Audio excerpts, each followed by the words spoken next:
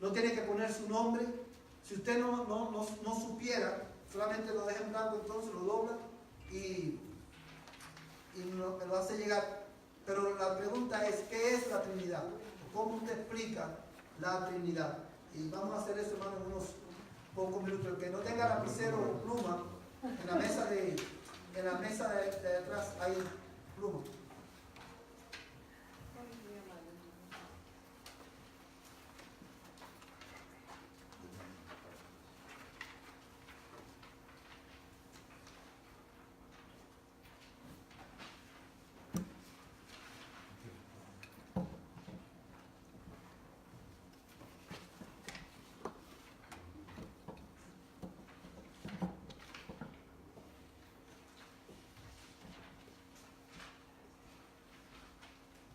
¿Qué es la Trinidad?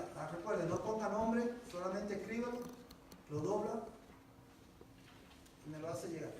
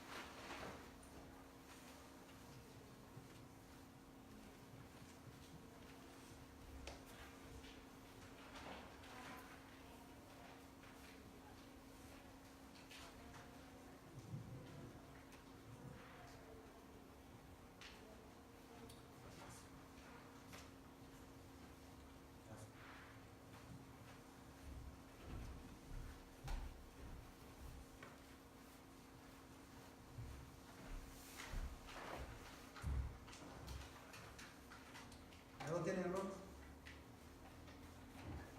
Bueno, ¿me podía recoger allí? Sí, todo. Oh, no, solamente lo llevaste, la mayoría ya lo entregaron. Mira, hermano.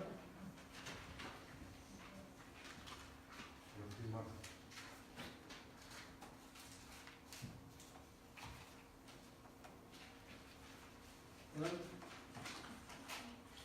Gracias, hermano. Alcánceme de la mano. Gracias, hermano.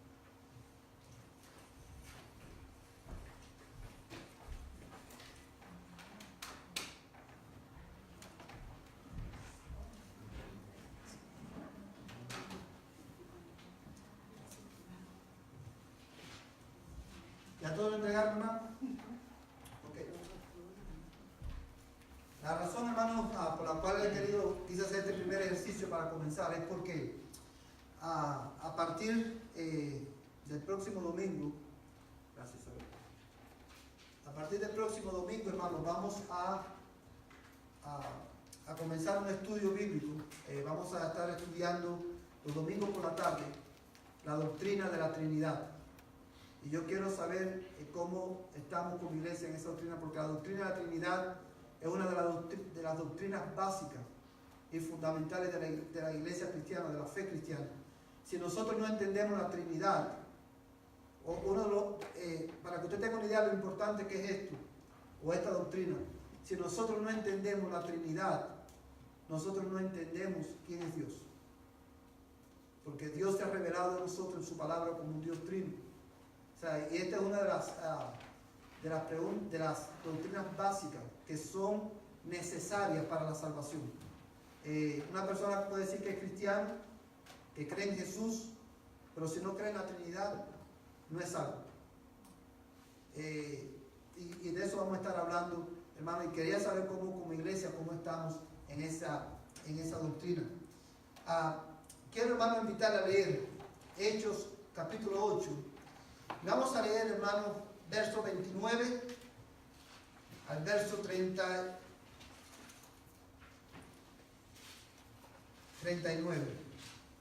Verso 29 al 39, amén. Dice la palabra del Señor de esta manera. Hechos 8, versículo 29 dice: y el Espíritu dijo a Felipe: ve y júntate a este carruaje. Y cuando Felipe se acercó corriendo, le oyó leer al profeta Isaías y le dijo: ¿entiendes lo que lees? Y él le respondió: ¿cómo podré a menos de que alguien me guíe? E invitó a Felipe a que subiera y se sentara con él. El pasaje de la escritura que estaba leyendo era este: como oveja fue llevado al matadero, y como cordero mudo delante del que lo trasquila, no abre él su boca. En su humillación no se le hizo justicia. ¿Quién contará su generación? Porque su vida es quitada de la tierra. El eunuco respondió a Felipe y dijo: te ruego que me digas, ¿de quién dice esto el profeta? ¿De sí mismo o de algún otro? Entonces Felipe abrió la boca y, comenzando desde esta escritura, le anunció el evangelio de Jesús. Y yendo por el camino, llegaron a un lugar donde había agua, y el eunuco dijo: mira, agua, ¿qué impide que yo sea bautizado? Y Felipe dijo: si crees con todo tu corazón, puedes. Respondió él y dijo: creo que Jesucristo es el Señor, que Jesucristo es el Hijo de Dios. Y mandó parar el carruaje. Ambos descendieron al agua, Felipe y el eunuco, y lo bautizó. Al salir ellos del agua, el Espíritu del Señor arrebató a Felipe, y no lo vio más el eunuco, que continuó su camino gozoso. Vamos a dejarlo ahí, hermano, como todos los miércoles. Siempre me gusta recordar por qué es que cada miércoles que hemos estado en esta serie, siempre comenzamos con Hechos capítulo 8, del 29 en adelante. Y es una de las razones, hermano, es porque en este pasaje de la Escritura vemos ilustrado la importancia que tiene que nosotros podamos entender las Escrituras. La importancia que tiene, hermano, no solamente para la salvación, sino también para nuestro crecimiento cristiano. Es de vital importancia que como iglesia sepamos interpretar la Biblia. Lo bueno, hermano, la buena noticia es que cuando nosotros creímos en el Señor y nos arrepentimos de nuestros pecados, el Señor hizo habitar en nosotros, nos selló con su Espíritu Santo. Y Él es el autor de la Biblia. Y Él nos ilumina para que podamos entenderlo. La ventaja que tiene la iglesia hoy es que usted mismo puede, como cristiano, estudiar la Biblia en su casa. Y la puede estudiar, la puede interpretar con la ayuda del Señor, y usted mismo, por usted mismo. Y eso es una bendición. Amén. Y este pasaje, hermano, ilustra muy bien esta importancia. El eunuco, este hombre, estaba leyendo la Escritura, pero no entendía la Escritura. Y Felipe le dijo: ¿entiendes lo que lees? Y le dijo: ¿cómo puedo entender si no hay alguien que me explique? Y dice la Biblia que Felipe le predicó el Evangelio desde esta escritura de Isaías capítulo 53. Y dice la Biblia, hermano, que al oír esto, al oír la explicación, dice la escritura que el eunuco dijo: mira, que hay agua, ¿qué impide que yo sea bautizado? ¿Y qué le dijo Felipe? Si crees, bien puedes. ¿Sí? Y él dijo: yo creo que Jesucristo es el Hijo de Dios. Y se bautizó. Y hermano, vemos cómo el eunuco aplicó, ¿verdad?, la palabra del Señor a su vida. Porque la fe que salva, hermano, siempre te va a llevar ¿a qué? A la obediencia. Y esto es lo que vemos en este pasaje. Pero hoy vamos a trabajar un poquito más en este pasaje para que podamos interpretarlo y podamos ver, sacar la riqueza, hermano, que la palabra de Dios contiene. Ahora bien, La semana pasada, hermano, introducimos lo que es el método inductivo. ¿Qué es lo que es el método inductivo? ¿Un método de qué? De estudio bíblico. Es un método, hermano, es una herramienta para estudiar la Biblia. Y este método de estudio bíblico, hermano, consta de 3 pasos en secuencia. ¿Cuál me dice cuál es el primer paso? Observación. Lo vimos la semana pasada. Observación tiene que ver, hermano, con qué dice lo que estoy leyendo. Yo necesito leer el texto, necesito, hermano, leerlo cuidadosamente, leerlo como si fuera la primera vez, para poder saber qué es lo que el texto me está diciendo. Para yo poder interpretar correctamente la Biblia, ¿qué tengo que hacer primero? Saber lo que la Biblia está diciendo. Y para eso necesito observar el pasaje. Vimos también, hermano, el próximo paso es la interpretación. Que la interpretación tiene que ver con qué significa lo que estoy leyendo. Por ejemplo, en el pasaje que acabamos de leer, una pregunta de interpretación que tiene que ver con interpretación es la pregunta que el eunuco le hace a Felipe. ¿De quién dice esto el profeta? ¿De él mismo o de otro? Eso tiene que ver con ¿qué? Con interpretación de las escrituras. Y el último paso de este sistema de estudio bíblico es la aplicación. Y la aplicación tiene que ver con ¿para qué me sirve lo que estoy leyendo? O ¿para qué me sirve la verdad que he sacado de este pasaje? ¿Verdad?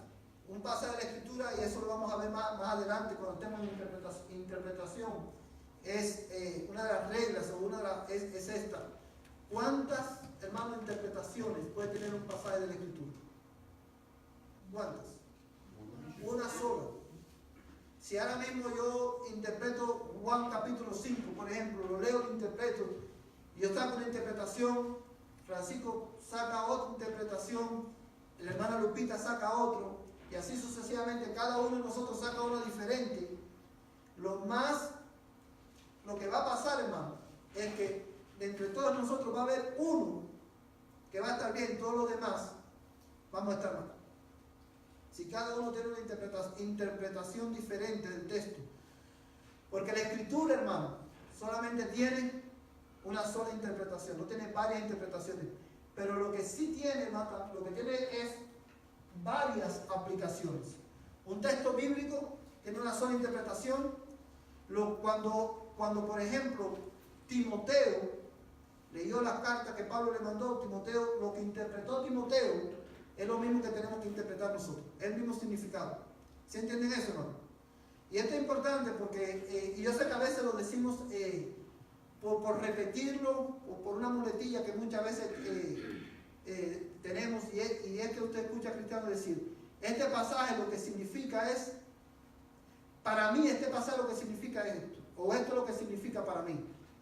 ¿Qué es lo que significa para ti? ¿Qué es lo que significa para ti? Eso es incorrecto, porque la Biblia tiene una sola interpretación. ¿Sí? Ahora, tiene varias aplicaciones. La verdad, y el ejemplo que yo siempre pongo, hermano, cuando los judíos leyeron Mateo, el final de Mateo, ¿cómo termina el Evangelio de Mateo? Con la gran comisión. ¿Qué le dijo Jesucristo, hermano? Y predicar y hacer discípulos a todas las naciones. ¿Qué usted cree que entendieron los destinatarios de ese Evangelio cuando leyeron eso? ¿Qué usted cree que ellos entendieron? Cuando Jesús le dijo, vayan y hagan discípulos. ¿Qué quiere decir eso? Vayan y hagan discípulos. Eso fue lo mismo que entendieron ellos. Ahora, ellos seguro que cumplieron la gran comisión de una manera diferente a como nosotros lo hacemos hoy. ¿Sí me entienden, hermano?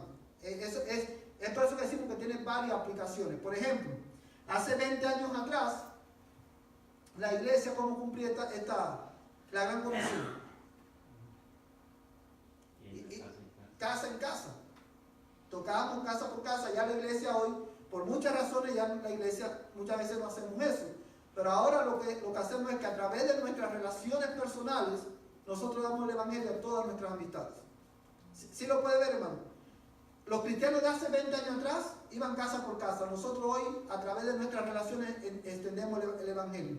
Y cada generación tiene una manera particular de aplicar las verdades que Dios ha revelado en su palabra. Pero la verdad siempre es la misma. ¿Sí lo entienden, hermano? Ok. Con relación a la observación, hermano, vimos que la observación es un paso que tiene varios pasos en sí. Y estos son los pasos de la observación. Cuando estoy observando el texto, hay 8 preguntas que yo le voy a hacer al texto. ¿Se acuerdan cuáles son esas 8 preguntas? ¿Qué, dónde, por cuándo, cómo? Si estoy leyendo un texto, ¿verdad? Le hago esa pregunta y la respuesta a esas preguntas es mi observación del texto. ¿Quién le está hablando? ¿A quién le está hablando? ¿Cuántos grupos de personas hay? Esas preguntas no tienen que ver con interpretación, solamente observación para usted poder entender lo que el texto está diciendo. La razón, hermano, yo estoy convencido de esto. La razón por la cual muchas veces nosotros no entendemos la Escritura es porque leemos la Escritura de carrera. Y no dedicamos tiempo a hacer esta pregunta al texto. ¿Qué es lo que me está diciendo el texto? ¿Quién está hablando? El problema de nosotros hoy, hermano, es que nosotros, cuando vamos a estudiar la Biblia, nosotros leemos la Biblia en nuestra casa y la leemos de carrerita. Muchas veces para cumplir ya leí la Biblia ya hoy, ya salí de eso. Y por eso muchas veces no nos beneficiamos de la lectura bíblica. La leemos muchas veces, hermano, y vamos directo aquí, a la aplicación. Estoy leyendo y lo que quiero saber es cómo ese texto me va a ayudar a mí en mi problema de este día. Sin pasar primero por observación e interpretación. Y por eso muchas veces no entendemos la Biblia. Y muchas veces la interpretamos mal. Hay una historia, hermano, que es muy antigua. A mí nunca se me olvida. Yo lo vi cuando tenía quizás 15 años. Y ya de eso han pasado no les voy a decir cuánto, pero ya han pasado algunos años de eso. Y decía que un hermano, es una ilustración, no es una historia real, es una ilustración. Pero había un hermano que dice: Señor, háblame a través de tu palabra. Quiero que tú me ayudes, quiero saber cuál es tu voluntad en este momento de mi vida o en este problema. Y ese hermano estaba preocupado ¿con qué? Con aplicación. Y abrió la Biblia y puso el dedo, y el texto que le cayó fue: Judas fue y se ahorcó. Y yo: no, Señor, no puede ser, eso fue un error. Háblame de nuevo. Y abrió la Biblia de nuevo, puso el dedo y le cayó un texto que decía: y tú ve y haz lo mismo. ¿Te das cuenta, hermano, cómo los peligros de querer ir directamente a la aplicación y no tener en cuenta las reglas de interpretación de la Escritura y observar lo que estamos leyendo? Hermano. En 2 de Pedro, capítulo 1, versículo 20, dice: pero ante todo sabed esto, que ninguna profecía de la Escritura es de asunto de interpretación personal. Amén. Gracias, hermano. Ahora bien, hermano, estas son preguntas como y quiero recordarle esto. Cuando tocamos este tema el miércoles pasado, yo le dije a ustedes, hermano, cuando ustedes vean todo esto en pantalla, lo primero que quizás muchos de ustedes van a decir es: oye, esto es demasiado, ¿quién se puede aprender esto? Y obviamente yo sé que es mucho, quizás bastante información, y al principio va a ser quizás cuestión lo va a sentir un poco mecánico, porque tienes que ver tus notas, a ver paso por paso cuál es, pero a medida que te vas ejercitando, hermano, estas preguntas van a venir solas. ¿Sí me entiende, hermano? Pero es cuestión de ejercitarnos en el estudio bíblico. ¿Sabes, hermano, cuál es la mejor manera de cómo nosotros podemos llegar a ser buenos intérpretes de la Escritura? Estudiando y estudiando las Escrituras. ¿Sí, hermano? Ahora bien, vimos, hermano, las preguntas, también el miércoles pasado. La observación también tiene otro paso, que es: hay que observar el texto en 2 niveles. Y de eso es lo que vamos a estar hablando esta noche. También, hermano, vamos a ver en la observación 5 relaciones que vamos a establecer en el texto. 5 temas que vamos a descubrir en el texto. y 4 componentes del pasaje bíblico que vamos a estar analizando. ¿Sí? Ok, vamos a ver, hermano, dos niveles a observar. Lo que ya dieron esta clase, ¿cuáles son estos dos niveles de observación? Muy bien, mi hermana, implícito y explícito, o explícito e implícito. ¿Sí saben, hermano, qué es lo que es esto? ¿Se acuerdan? Lo explícito es lo que el texto te dice claramente, que está ahí en la superficie. Por ejemplo, si yo te digo, Requio siempre se pone la misma camisa. ¿Qué es lo que está explícito ahí? Requio se pone la misma camisa. La misma camisa amarilla. Pero si yo le digo, Requio probablemente solamente tenga una camisa. ¿Eso está explícito o está implícito? Implícito, porque es algo que yo deduzco del texto. ¿Sí lo entienden? Y esto es algo que nosotros usamos todos los días. Por ejemplo, si yo digo, Requio siempre está enojado, explícitamente, ¿qué es lo que estoy diciendo? Que Requio siempre está enojado. Y de ahí, de esa oración, yo puedo sacar, Requio tiene mal carácter. O Requio está amargado. ¿Estos son qué cosas?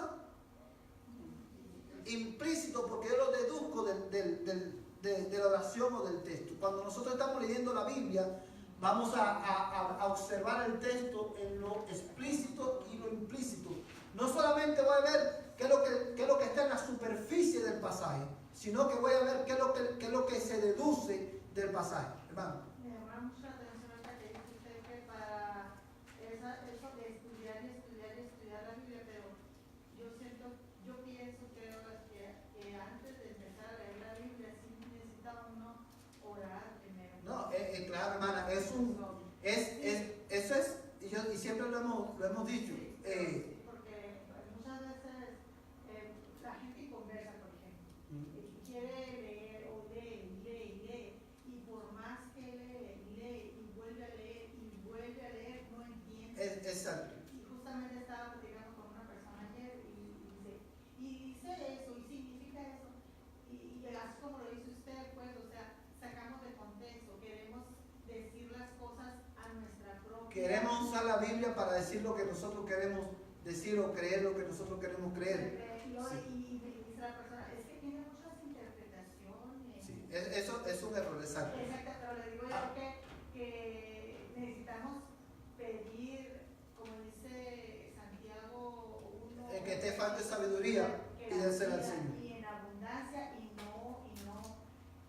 no me voy a, ¿cómo dice? Y no los voy a, o sea, que con gran medida, y no se va a molestar Dios. Exacto. Digamos que en gran medida sabiduría, Quiero ir. les voy a dar, y se les voy a dar. Exacto, gracias, hermana. Ahí, obviamente, hermano, todos sabemos, antes de comenzar a estudiar la Biblia, nosotros no venimos a la Biblia como si viniéramos a leer el periódico. Nosotros oramos porque nosotros reconocemos que nuestra incapacidad de poder entender la Escritura por nosotros mismos, necesitamos la ayuda del Espíritu Santo. Pero el Espíritu Santo usa su palabra para darnos a nosotros sabiduría. O sea, y por eso nosotros tenemos que estudiar, pero también tenemos que orar, pero también tenemos que estudiar la Escritura. Ok, hermano, quiero que veamos dos pasajes de la Escritura. Juan capítulo 9, versos 35 al 41. Juan capítulo 9, verso 35 al 41. ¿Lo tienen ahí, hermano? Evangelio según Juan, capítulo 9, verso 35 al 41.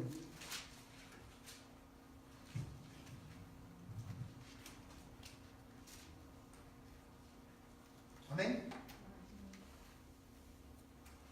Dice la palabra del Señor en Juan capítulo 9, verso 35 al 41. Jesús oyó decir que lo habían echado fuera, y hallándolo le dijo: ¿crees tú en el Hijo del Hombre? Él respondió y dijo, ¿y quién es, Señor, para que yo crea en él? Jesús le dijo, pues tú le has visto y el que está hablando contigo, ese es. Él entonces dijo, creo, Señor, y le adoró. Y Jesús dijo, yo vine a este mundo para juicio, para que los que no ven vean, y para que los que no ven, porque lo voy a leer de nuevo. Yo vine a este mundo para juicio, para que los que no ven vean, y para que los que ven se vuelvan ciegos. Algunos de los fariseos que estaban con él oyeron esto y le dijeron, ¿acaso nosotros también somos ciegos? Jesús les dijo, si fueras ciegos no tendrías pecado, pero ahora porque decís, vemos, vuestro pecado permanece. ¿Qué usted observa en ese pasaje, en lo explícito? ¿Qué es lo que le está diciendo ese verso? O ese pasaje de la Escritura. Habla sobre las escrituras, o sea, yo creo que está hablando sobre las escrituras. O sea, una persona que no conoce el Evangelio es una persona ciega. Y porque no lo conocía, pero como ahora conoce el Evangelio y porque ve, por eso lo Ok, por ejemplo, a lo que voy. Si yo digo, este hombre era ciego, ¿eso es explícito o implícito? ¿Cómo? Explícito, porque el texto lo dice. Bueno, obviamente, déjame decirlo de otra manera. Obviamente, en el contexto del pasaje está, porque si usted se fija, lo que obviamente yo nada más agarré una porción. El verso 32 dice, déjame ver. Verso 32 dice, desde el principio jamás se ha oído decir que alguien abriera los ojos a un ciego de nacimiento. Si este no viniera de Dios, no podría hacer nada. O sea, este hombre era el ciego de nacimiento. Obviamente, cuando leemos el pasaje completo, vamos a decir que el hombre era ciego. Yo digo, este hombre nunca había visto a Jesús. ¿Eso está explícito o implícito? Implícito porque yo lo deduzco. Si era ciego, el texto no te dice, este hombre nunca había visto a Jesús. Yo lo deduzco, ¿por qué? Porque era ciego. Ahora, si yo digo, la fe verdadera te va a llevar a adorar a Dios, ¿eso está explícito o implícito? La fe verdadera, yo observo en el texto que la fe verdadera siempre te va a llevar a adorar a Dios. ¿Está explícito o está implícito? ¿Cómo? Explícito. ¿Cómo? Implícito. ¿Quién dice explícito, hermano? ¿Quién dice implícito? La respuesta es implícito, hermano. Les voy a explicar por qué. Mira a donde dice el verso 37.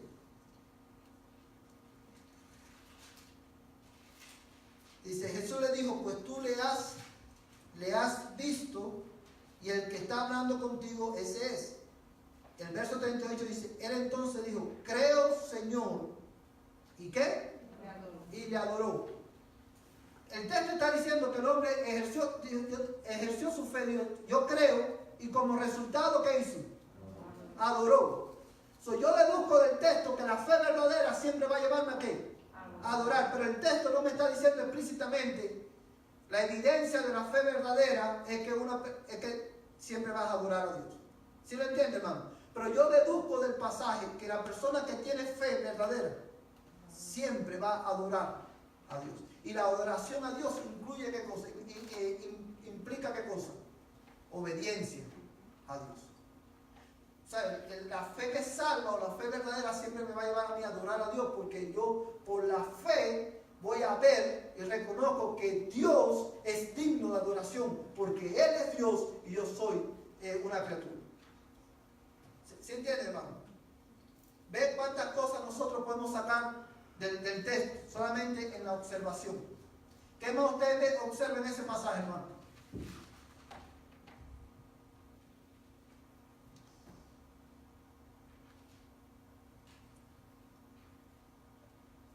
Mira el verso 41.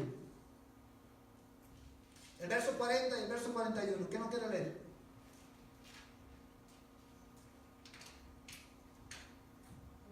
Leerlo, sí, hermano. Algunos de los fariseos que estaban con él oyeron esto y le dijeron: ¿acaso nosotros también somos ciegos? Jesús les dijo: si fueras ciego no tendrías pecado, pero ahora, porque decís vemos, vuestro pecado permanece. Ok, gracias, hermana. ¿Qué nos dice ese pasaje? ¿Qué usted ve? ¿Qué está en lo explícito ahí? O implícito. Por ejemplo, si yo le digo, los fariseos se sintieron ofendidos con lo que dijo Jesús. ¿Eso es implícito o explícito? Implícito. ¿Por qué? Porque el texto no nos dice que los fariseos se ofendieron, pero nosotros lo deducimos por lo que ellos le dijeron a Jesús. ¿Qué fue lo que ellos le dijeron a Jesús, hermano? Oye, ¿acaso tú lo que estás diciendo es que nosotros somos ciegos? Ellos estaban presumiendo ¿de qué? De que ellos veían muy bien. Y Jesús le dijo, si fuese ciego, no tuvieras pecado, pero porque ustedes dicen, vemos, vuestro pecado permanece. Ahora bien, si yo digo, el pecado enceguece a los hombres, ¿eso es explícito o implícito de ese pasaje? ¿O el hombre sin Cristo está ciego? Implícito, pero es una verdad que sale del texto. ¿Sí lo puede ver, hermano? Porque fíjate lo terrible, hermano, de este pasaje. Los fariseos le dijeron, tú dices que nosotros estamos ciegos, nosotros que somos los doctores de la ley. Esta gente, hermano, conocían la ley. Esta gente, hermano, conocían todas las profecías, pero aún así en su pecado estaban tan ciegos que no podían ver que el que tenían delante era el Mesías. Que el que tenían delante era el Salvador, el único que podía salvar sus almas. Y por eso permanecían en su pecado. Ahora, la diferencia, hermano, entre ellos y hoy y el mundo de hoy no hay ningún tipo de diferencia. Es por eso que nosotros tenemos que orar para que Dios tenga compasión de los que no tienen a Cristo. ¿Por qué? Porque el que no tiene a Cristo, hermano, lo lee y no lo entiende, no puede verlo. ¿Por qué? Porque el pecado lo tiene ciego. Aquí vemos el 38, hermano, algo implícito, porque dice, y Jesús dijo, yo vine a este mundo para juicio, para los que ven, para los que no ven, vean, y para los que ven, se vuelvan ciegos. O sea, que está hablando de una ceguera espiritual. De una ceguera espiritual, hermano. Hermano, usted se ha puesto a pensar en esto. Fíjese el poder de la palabra de Dios. Cuando la palabra de Dios es predicada, la escuchan.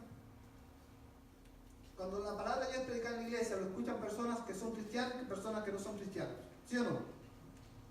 Pero el mismo mensaje que salva a unos, condena a otros. Porque al oír el mismo, ¿sabe? Las personas oyen el mismo mensaje y unos, a través de ese mensaje, Dios lo trae a la salvación. Pero otros, al oír el mismo mensaje, lo que hacen es endurecer más su corazón a Dios. Se enceguece más en su pecado. A menos que Dios le quite la venda y le dé un nuevo corazón para que puedan creer. ¿Sí lo pueden ver, hermano? Pero este pasaje, hermano, del ciego de nacimiento, ilustra muy bien la condición del hombre sin Cristo. Porque el hombre sin Cristo nace como ciego espiritualmente. ¿Por qué? Porque nace muerto en su delito y en su pecado.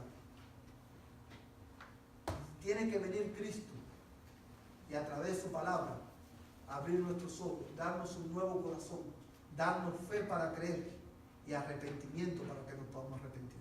A Él sea la gloria. Yo soy, dijo Cristo, la luz del mundo. el que me sigue no andará en tinieblas, sino que tendrá la luz de la vida. Yo soy la puerta de la salvación. El que por mí entrare será salvo. Yo soy, dijo Cristo, la resurrección y la vida. El que cree en mí, aunque esté muerto, vivirá. Y este hombre, hermano, a este ciego, ver a Jesús, al poder ver a Jesús y saber que era Jesús, dijo, yo creo. Y le adoró. Amados hermanos, la fe, y quiero enfatizar en esto, la fe verdadera que salva, siempre te va a llevar a adorar a Dios, a pesar de tus circunstancias. Porque la adoración es el reconocimiento de quién es Dios. Nosotros adoramos a Dios ¿por qué? Por quien Él es, no por lo que Él hace en nuestras vidas. Porque si Él no hiciera nada, de todas maneras, Dios sigue siendo digno de nuestra adoración. Aunque no hiciera nada por nosotros, Él es digno porque Él es Dios. Y cuando yo por la fe puedo entender que Él es Dios, inevitablemente lo voy a ¿qué? A adorar. Por eso una de las verdades implícitas que vemos en este pasaje es precisamente que la fe que salva, o la fe verdadera, siempre te va a llevar a adorar. Vamos a ir a otro versículo, hermano, Mateo, capítulo 5, verso 22. Hermano, aquí hay otra cosa. Ajá. Que esta persona, que obviamente no dice su nombre, pero el comienzo de esta persona que vio a Jesucristo literalmente y espiritualmente. Y espiritualmente también. Eso es una buena observación, porque él lo vio por primera vez físicamente, pero también lo pudo ver, pudo entender quién era Jesús. ¿Quién tiene Mateo, hermano, capítulo 5, verso 22 al 33? Sí.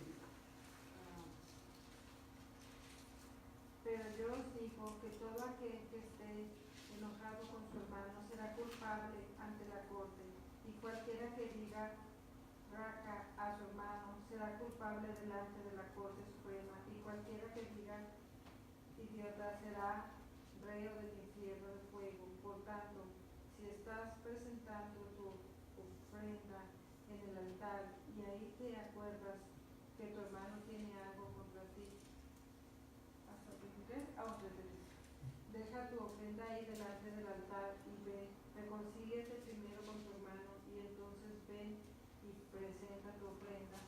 Reconcíliate pronto con tu adversario mientras vas con él por el camino, no sea que tu adversario te entregue al juez y el juez al alguacil y seas echado en la cárcel. En verdad te digo que no saldrás de ahí hasta que hayas pagado el último centavo. Habéis oído que se dijo, no cometerás adulterio, pero yo os digo que todo aquel que mire a una mujer para codiciarla, ya cometió adulterio con ella en su corazón. Y si tu ojo derecho te es ocasión de pecar, arráncalo y échalo de ti, porque te es mejor que se pierda uno de tus miembros y no que todo tu cuerpo sea arrojado al infierno. Y si tu mano derecha te es ocasión de pecar, córtala y échala de ti, porque te es mejor que se pierda uno de tus miembros y no todo tu cuerpo vaya al infierno. Y también se dijo, cualquiera que repudie a su mujer, que le dé carta de divorcio, pero yo os digo que todo el que se divorcia de su mujer, a no ser por causa de infidelidad, la hace cometer adulterio, y cualquiera que se casa con una mujer divorciada, comete adulterio. También habéis oído que se dijo a los antepasados, no jurarás falsamente, sino que cumplirás tus juramentos al Señor. Hasta ahí, gracias, hermano. ¿Qué usted observa en ese pasaje, hermano? En lo explícito. ¿Qué usted observa ahí? ¿Qué le está diciendo el pasaje?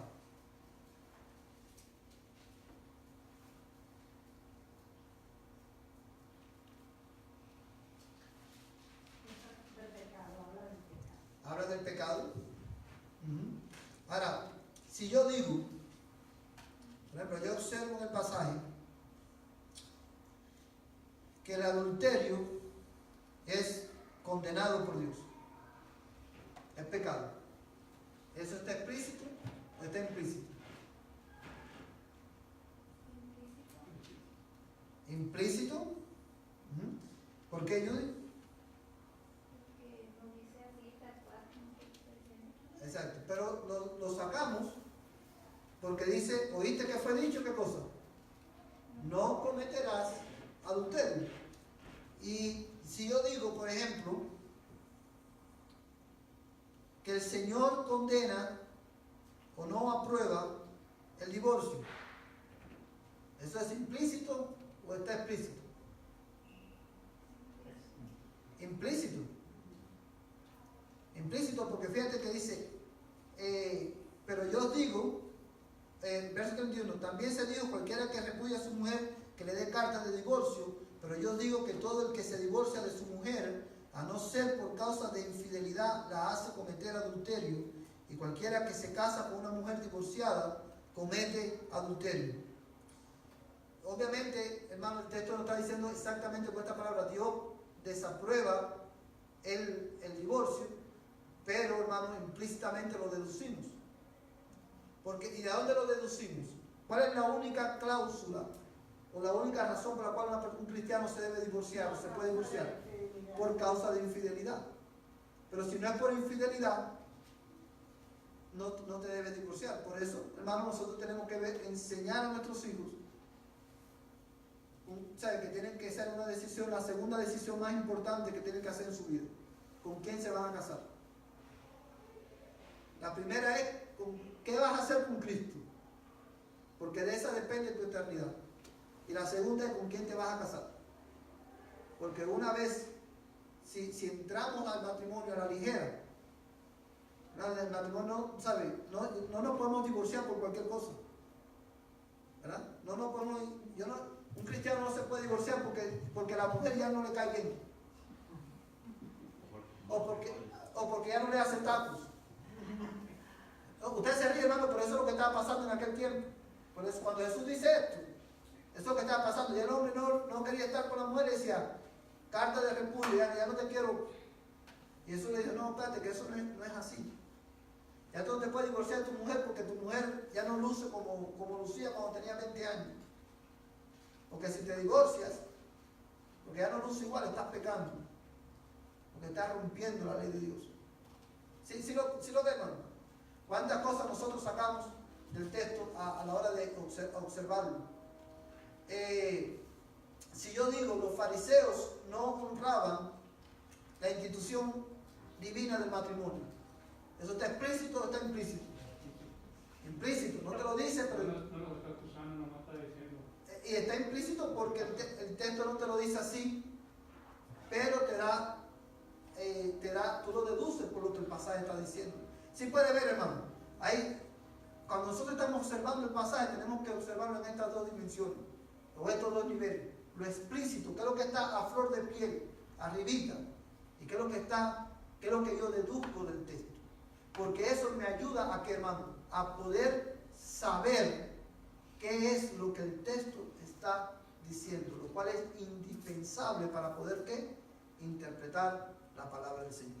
Entonces, lo que vamos a hacer, hermano, es que usted en la casa, durante esta semana, usted va a agarrar, hermano, Juan capítulo 2 y va a observar este pasaje.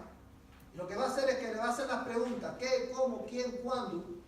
Y va a observar el pasaje a nivel explícito y a nivel implícito. Y todo esto lo va a escribir en una hoja y lo va a traer el miércoles que viene. Juan capítulo 2. ¿Sí? Una de las cosas que queremos incorporar en esta serie, hermano, que no lo hicimos el año pasado, es que queremos poner más ejercicios prácticos para que usted pueda ejercitar lo que está aprendiendo. ¿Sí, hermano?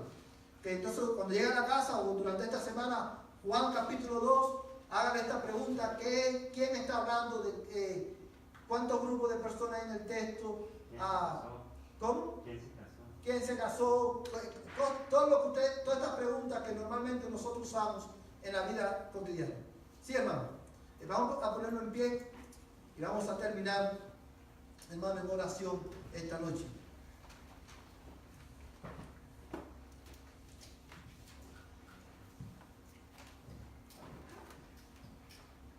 Soberano Dios, amantísimo Padre Celestial, Te damos gracias, Señor, por tu palabra, porque tu palabra, Señor, es viva y eficaz, y más cortante que espada de doble filo. Señor, te damos gracias, porque tú te has revelado en la Escritura para nuestra salvación. Y yo quiero rogarte en esta noche, en el nombre de Jesús, que tu Espíritu Santo que habita en nosotros, nos ayude, Señor, para nosotros poner en práctica lo que estamos aprendiendo. Nosotros queremos, Señor, aprender a interpretar tu palabra. Y yo te ruego en el nombre de Jesús que tú nos ayudes, porque queremos hacerlo bien para la gloria de tu nombre y el bien de nuestras almas, Señor. Mira cada vida, cada familia que está aquí esta noche. Señor, glorifica tu nombre en ellos y en mi vida también. Y concédenos crecer en el conocimiento tuyo. Señor, te lo rogamos en el nombre de Jesús. Y ahora que vamos a nuestros hogares, que el amor de Dios, el Padre Celestial, la gracia de Jesús, el Señor de nuestras vidas y la comunión del Espíritu Santo sea con este tu pueblo desde ahora y hasta que Cristo venga por nosotros. Amén y amén. Que el amor y la paz del Señor sea con cada uno de ustedes.